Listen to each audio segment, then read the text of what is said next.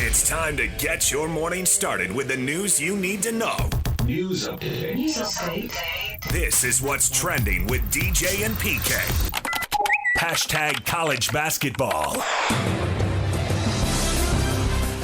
We were sleepwalking out there, so it's hard to pinpoint it. I didn't expect that in the slightest. I'm super disappointed in our guys, super disappointed in myself and our coaches. Just was a night that was not good all around. Every breakdown you could possibly imagine. But you have to give all the credit to Central Florida. They played a great basketball game. They were the way hungrier team, and they punked us, and they deserve all the credit. BYU loses 97-84, and if that sounds bad, it was. If you didn't watch, it was way worse than that. BYU had no energy at the start of the game. They were down 14-4, and in that time, UCF already had 3 fast breaks that were either 1-on-none or 2-on-1. It just couldn't have been easier. The last one was 1-on-none by 30 feet. Looked like Secretariat out in front of everybody at the Marriott Center. What is wrong with you guys? There's a game where Quinn Snyder, when he was brand new and he couldn't really air the team out, but he was super frustrated at how bad the Jazz were playing. He stood on the sideline with his hands on his hips. Wake up! Wake up! Kevin Young could have yelled that for, not 40 minutes, 35 minutes. Eventually, BYU was down by 22 at the half, by 36 points early in the second half. Complete disaster. A complete turnaround from Iowa State. And I get there are peaks and valleys, and it's a roller coaster of a season. And to some extent, I expected a letdown. They just couldn't play as well as they played against Iowa State. It wasn't perfect, but it was awfully close. But this, man, talk about if it's a meter, and they used to have these. I don't know, Yak, have you always used digital meters? Did you ever have the arm on radio and you used to go over, and you'll see it in like movies and stuff, I know especially what you're in older talking movies. about, but I think my era it was all digital. Yeah. And they used to talk about pinning the meter. Well, if it was a letdown meter, BYU pinned the meter. Brutal. So, 97-84 loss. They miss a chance to pick up another win at home. They drop into 7th place in the Big 12. Nothing special about that. They are in the middle, firmly in the middle. DeBonsa finished with 29 points, but even a lot of that came late. It was just complete letdown all the way around. And UCF did play well, credit them, blah, blah. And maybe it would have been a close game, and UCF could have won it, and, who knows. But UCF came to play, and BYU could not have looked less interested. Woke up with 5 minutes to go. And even on the TV broadcast, they're saying, where was this energy early in the second half? I mean, have a bad half, but come out of the locker room and turn around. They came out of the locker room and just slogging around on the floor. Looked like Yak and I were out there playing. Horrible. Utah unable to stay with Iowa State. Iowa State bouncing back after their loss at BYU. They do what they do. They force turnovers. They get 20 of their 75 points in transition off turnovers. So 75-59, Iowa State rights the ship. The Utes take the loss. Terrence Brown at 18 points. Utah State in first place in the Mountain West, 1 game in front of San Diego State and New Mexico. And the Aggies are at San Diego State tonight, 9 o'clock, FS1. As regular season games go, this is about as big as it can get. We're right down to it here, a couple weeks left in the regular season, and the Aggies have that 1-game lead, and they play both teams. Everybody's playing each other. San Diego State goes to New Mexico right after this. New Mexico comes to Utah State to finish the season. The regular season hangs in the balance. Now, as far as the tournament, the Aggies are in pretty good shape. They're a 7 seed. Polish the resume and get a road win at San Diego State. That'd be awesome. San Diego State's on the bubble. New Mexico's on the bubble. So they're not just winning for a conference title. They're winning trying to get into the NCAA tournament. FS1, another 9 o'clock start. Man, I need a nap. This is brutal. And I know it's in San Diego, and that makes it an 8 o'clock game there, prime time on the West Coast. I get it, but, man, 9 o'clock? Are you kidding me? I mean, UCF was saying 11 o'clock. Are you kidding me? Nonetheless. Coverage starts at 8:30. Scotty G has the call right here on 1280 The Zone. If you want more on this, Aggie fans, go to YouTube, wherever you get your podcasts. Scotty and I with the Ultimate Aggie podcast. And you can also search out, Scotty was on the show yesterday. We replayed it early this morning. If you didn't hear it, you want to hear more about this game and also about Aggie football, go find that podcast. DJ and PK. Hashtag NBA. All right, let's see what the Lakers run here. They got a play set up here just to get it in bounds. Yeah, they've worked on that. LeBron has 5 to get it in. Luka with 5 seconds. Luka, LeBron for the win. And Orlando's going to sneak out of here with a victory. I don't understand what that play was in the final 6 seconds. Because that ended up with LeBron taking a tremendously difficult shot. And LeBron was having a pretty good game shooting the ball, but tough shots are tough shots. It doesn't go. Orlando wins in L.A. 110-109. 22 points from Doncic, 21 from LeBron, 21 from DeAndre Ayton, and it is not enough. Austin Reeves had 18. Not enough, though. Lakers get beat, and that's why they're going to go out of the playoffs in the first round, right? Maybe they win one series. Won't have to put up with them for long. And then the rebuild will be on, and we'll see what they do and see what LeBron does.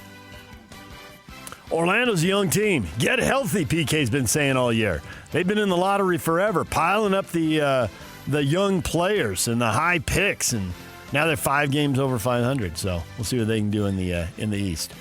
The score that caught my attention, a game I normally wouldn't be paying any attention to, the Warriors, who look like they're destined to go out in a playing game or be the 8th seed and go out in the first round, lost in New Orleans to the Pelicans, 113-109. Pelicans pick up win number 17. The Jazz are on 18, so the Jazz could improve their draft lottery position from 6 to 5 if they were to lose the next 2 games to the Pelicans. Those are the Jazz's next 2 games, both at home. And the Pelicans have traded away the pick. As I keep saying, they got nothing to play for. PK keeps saying, well, tell me what Zion does, and I'll tell you if the Pelicans are going to win some games and pass the Jazz in the standings. Well, Zion played. And Zion had 26 points and 6 rebounds. Made over half of his shots. So there you go. You hit 26 points and 5 offensive rebounds from Zion. Odds of you winning going up. DeJounte Murray is back, too. I was going to say, he's been out for a long time. He tore his Achilles. He just debuted last night. And he went for 13 points in 25 minutes.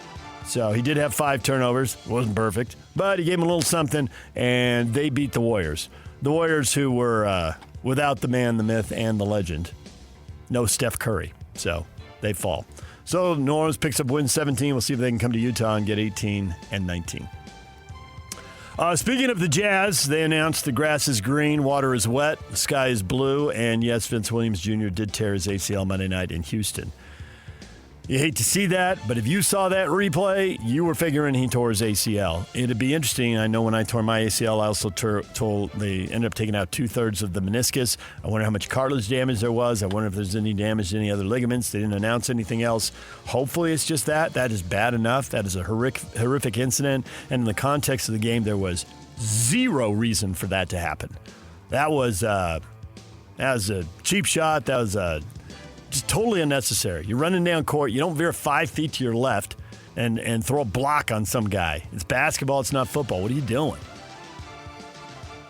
Indiana Pacers coach Rick Carlisle said the NBA's investigators did not speak with team doctors or players before issuing a recent $100,000 fine for violating the league's player participation policy. The fine for Indiana was issued in tandem with a $500,000 fine handed down to the Utah Jazz by the league.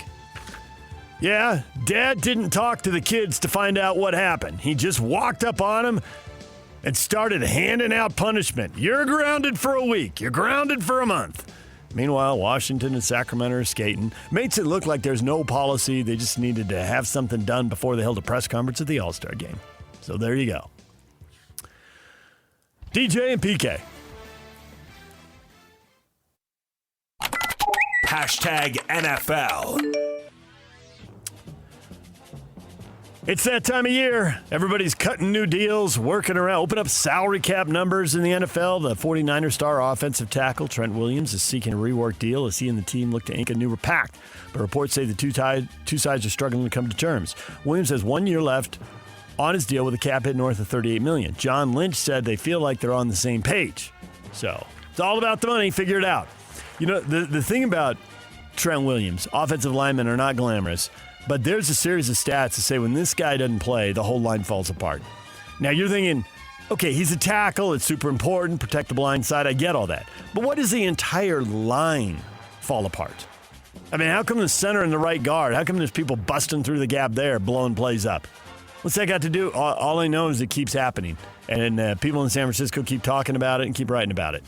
It's crazy. He is very important. But he's in his late 30s now. I mean, I think he's 37 going. I think he'll be 38 this coming season. Dallas Cowboy kicker Brandon Aubrey seeking to become the highest paid kicker in the NFL. His representation's reportedly seeking somewhere around $10 million annually. Harrison Butker made $6.7 last year as the highest paid kicker. Dallas, spending where nobody else spends, making headlines, but not going to win a Super Bowl. Maybe they put a playoff team together. I wouldn't rule that out. You got 14 teams, 7 of the 15 teams in a conference getting into the playoffs. It's not that hard. Get in the top half of your conference. Well, and Brandon Aubrey's specialty is something that the UFL is going to try out in terms of the rule change. The UFL announced among their rule changes for their season starting later this spring, 60-plus yard field goals will be worth 4 points. Do you know how many Brandon Aubrey has since he entered the NFL? 5. 6. You know, Dang next closest? 2. Correct. Yeah. Who is it? Cam Little, the guy who set the record last year for the Jacksonville Jaguars. Yep.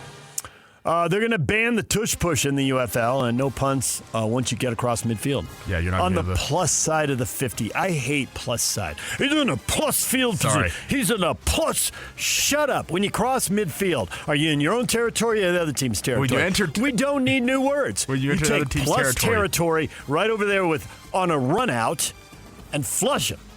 Give me a toilet sound effect, Yak. It's a fast break. We know what it is. On a run out. Stop it. Take it to the cup. DJ and PK. Glad I got that out of me. I feel better. Hashtag college football. It's fun to make fun of the NCAA. And college sports is out of control. And what is the NCAA doing? You know what they're doing? They're getting beat in court. They can't enforce their own rules. Here's another one for you. Virginia Cavaliers quarterback Chandler Morris has filed a lawsuit seeking his 7th season of eligibility. The NCAA's not trying to give it to him. They're like, you're done. You play college sports for 4 years. His petition you get a red shirt for 5. Sometimes they do the medical leave for 6. You cannot have 7.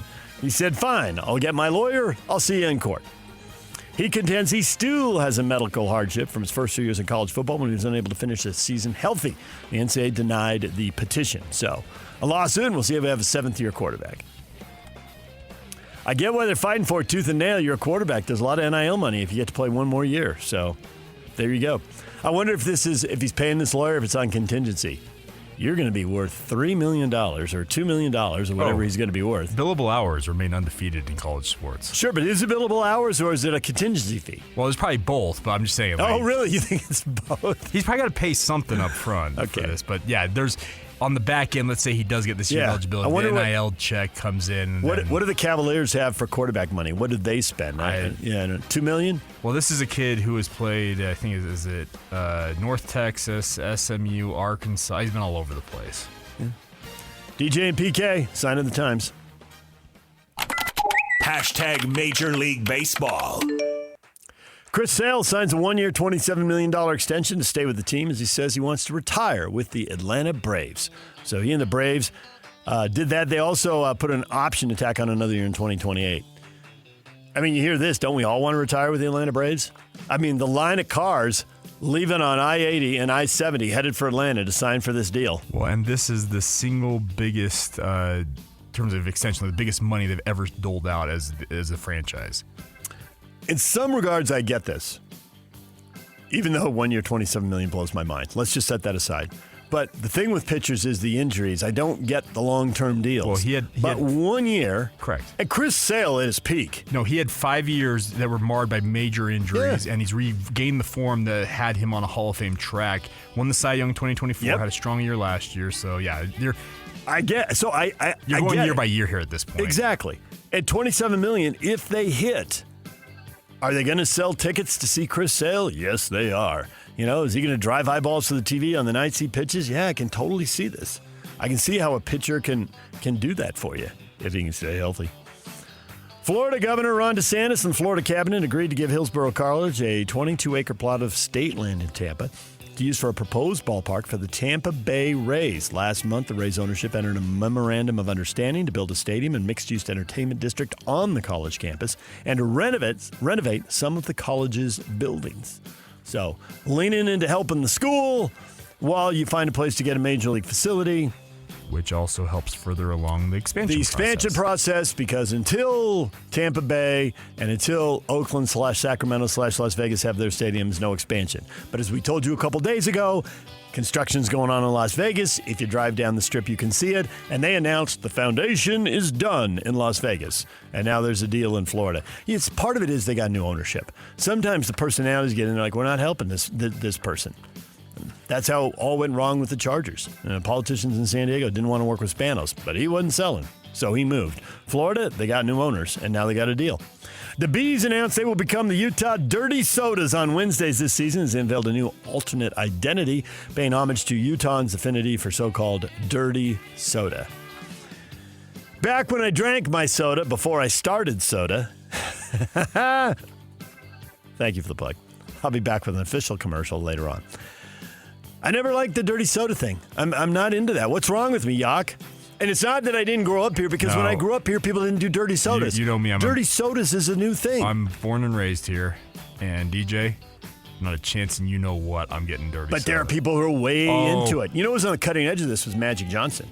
Yes. Is that when he opened his movie theaters, he's like, no. In movie theaters in these neighborhoods, we're going to sell some flavors that maybe you don't. He says, but I know. Well, I know what's going to sell. And he started going to all these, to me, white guy, offbeat flavors. Correct. And he's crushing it.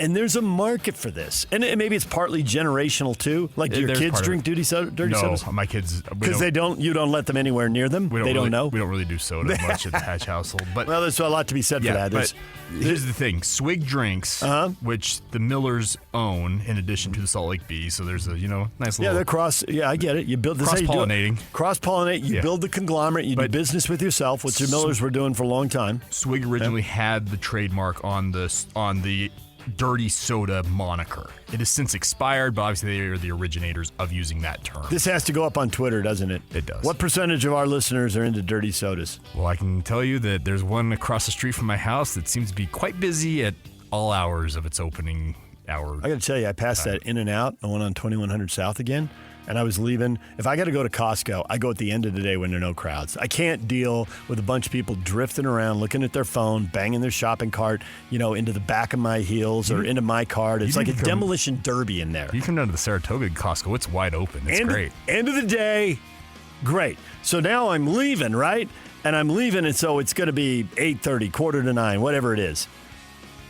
There are people in line in that In-N-Out who I'm sure are not getting their burger until 9:15. And I'm not commenting on the service. I've actually never been to that place, because that place, the line is always long. Every hour of the day. There's one over in Midvale. That's where I've been to that one on Union Park. The one in American Fork. Oh, I see that on the freeway all the time. It's got a 25-car line at all times. At all times. Yeah, but I think this line, was 40. It was unreal. I literally couldn't see the end of the line as I went by. It was, if you build it, they will come. I was looking for Kevin Costner and a drone shot at the end of the Burger movie. I mean, it was unreal.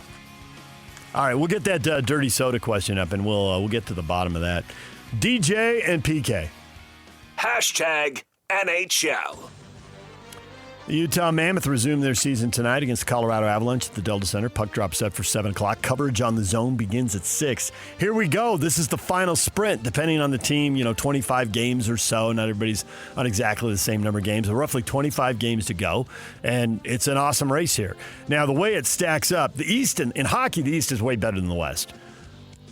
In the West, the Mammoth division, that is the Central, is way better than the Pacific division. So if the Mammoth were over in the worst division in hockey, they'd be battling for second place, and the top 3 teams in the division go, and you really like their odds. But they can only compete for the 2 wild cards. And they're in the lead for that. So play well, hold them off, and get into the playoffs. It's right there, but there's 5 teams stacked up all around them. So it all starts tonight. President Donald Trump announced last night that Connor Hellebuck, the goaltender for Team USA men's hockey, will be awarded that Presidential Medal of Freedom for his performance in the Olympics, believed to be the first hockey player to receive the nation's highest civilian honor. Really important saves, apparently, getting this. And then there's a whole thing over this. Have you followed this, or did you escape it?